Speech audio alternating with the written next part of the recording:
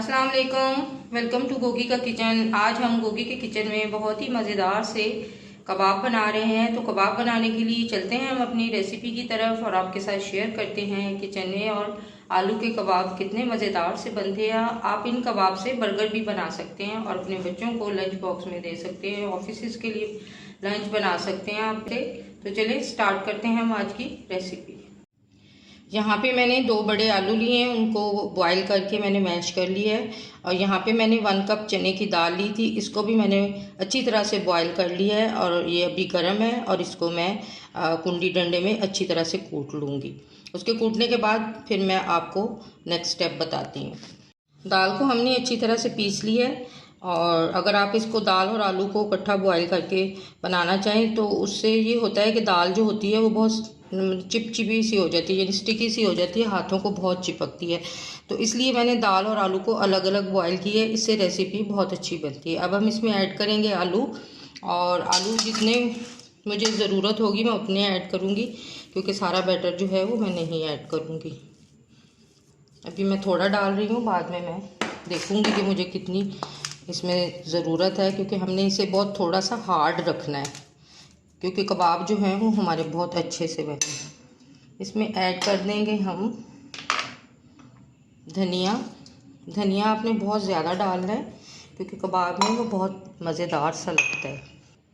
और इसमें ऐड करूँगी मैं 2 हरी मिर्च, जिनको बारीक बारीक काटा है मैंने।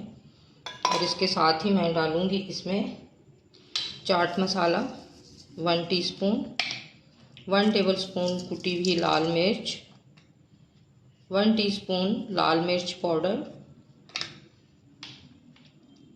और 1 टेबलस्पून इसमें मैं ऐड करूँगी धनिया, जो दरदरा सा कूटा हुआ है। धनिए से खुशबू बहुत अच्छी आती है।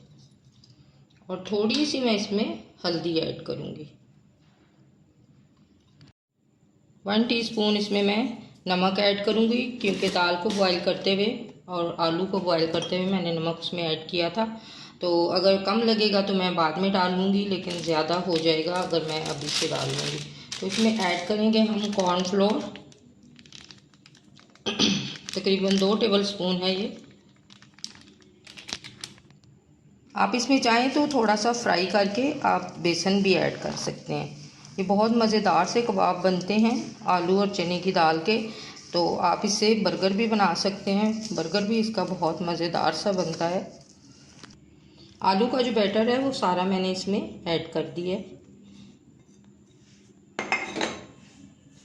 अब हम इनको अच्छी तरह से मिक्स करेंगे और स्पाइसेस जो हैं वो आप अपने टेस्ट के मुताबिक यूज़ कर सकते हैं। अब इनको अच्छी तरह से हम मिक्स करेंगे और उसके बाद फिर हम इनके कबाब बना लेंगे। और इसको हमें कोई भी ना, इसको हमें ब्रेड क्रम्स लगाना पड़ेगा और ना ही हमें इसे अंडे में डिप करना पड़ेगा। ऐसे ही हमारे, अगर वैसे अंडे में भी डिप करके बनाएं तब भी अच्छे बनते हैं, अगर विदाउट अंडे के बनाएं तब भी ये अच्छे बनते हैं। हमारा मिक्स हो गया है, इसमें मैं ऐड करूँगी ज़ीरा, तकरीबन 1 टीस्पून ज़ीरा है। आपका बैटर जो है वो इतना हार्ड होना चाहिए ताकि जब आप कबाब बनाएं तो वो टूटे ना। ये देखें कितना परफेक्ट जो है वो बैटर बना है। अब मैं इसके कबाब बनाना स्टार्ट करती हूँ। आपने थोड़ी सी क्वांटिटी में इसको लेना है, जितना आप कबाब बनाना चाहें। तो इसको आपने देखें, इसको पानी भी नहीं लगाना पड़ रहा और ना ही इसको ऑयल लगाना पड़ रहा है। ऐसे ही आपने हाथ की मदद से प्रेस करके इसके कबाब बना लेने। और ये देखें कितने मज़ेदार से इसके कबाब बन गए हैं। और जब आप इसे खाएंगे तो आपको पता भी नहीं चलेगा कि आप चने की दाल के कबाब खा रहे हैं या आप मटन के या बीफ के या चिकन के खा रहे हैं। इतना मज़ेदार इनका फ्लेवर है। इन कबाब को बनाकर आप फ्रीज़ भी कर सकते हैं, जैसे आप नॉर्मली कबाब बनाते हैं तो उनको फ्रीज़ किया जाता है, इसी तरह आप इन कबाब को भी बना के फ्रीज़ कर सकते हैं। 1 कप दाल ली थी, जिसको मैंने तकरीबन 2 कप पानी डाल के उसको मैंने अच्छी तरह से पका लिया था, यानी वो बिल्कुल कुक हो चुकी थी और इतनी नरम हो चुकी थी कि उसको पीसना जो है वो बहुत आसान हो गया था।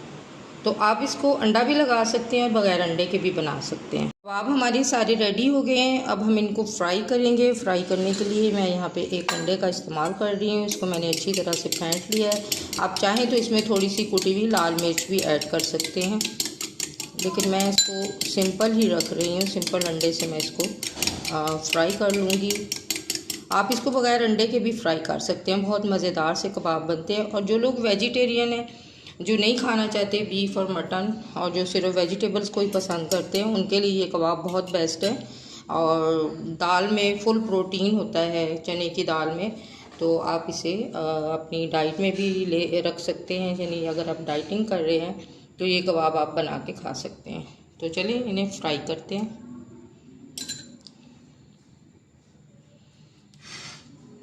इस तरह हम अंडे में एक कबाब को अच्छी तरह से इसके ऊपर अंडा लगा लेंगे और इसके बाद हम इसे, ऑयल हमारा गर्म हो चुका है। लो टू मीडियम फ्लेम पे आपने इसे फ्राई कर लेना है। और मज़े की बात ये है कि ये बहुत कम ऑयल में फ्राई हो जाते हैं।